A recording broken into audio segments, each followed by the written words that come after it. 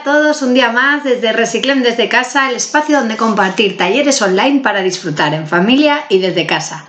Empezamos.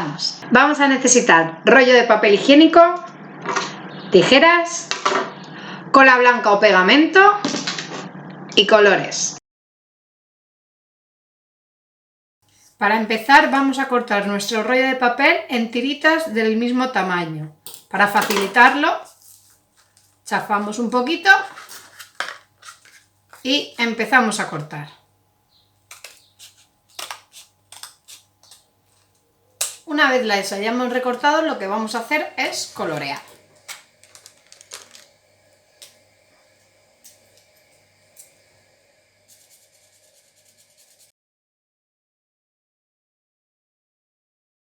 Importante que cuando lo acabéis de colorear, las tiritas,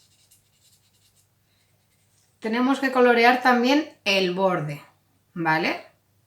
Esto así, por los dos lados, así, por los bordecitos de fuera. Ahora que ya los tenemos coloreados, lo que vamos a coger es la mitad de nuestras tiritas y las vamos a doblar por la mitad,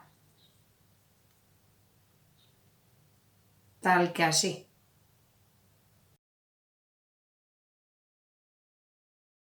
Una vez se haya secado, vamos a meter el resto de tiritas sin doblar en los huecos.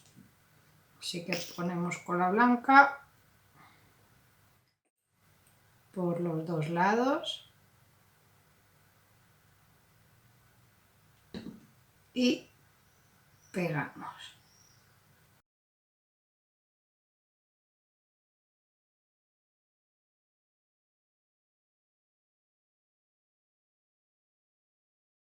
Una vez se haya secado, se os quedará una flor como esta. Yo lo que he hecho ha sido ponerle un hilito para poder colgarla. También podéis, si tenéis más rollos de papel higiénico, cortáis una tirita, la pintáis de verde y la pegamos así.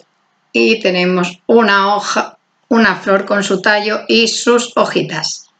Y nada, espero que os haya gustado y nos vemos aquí en Reciclem desde casa. ¡Hasta la próxima!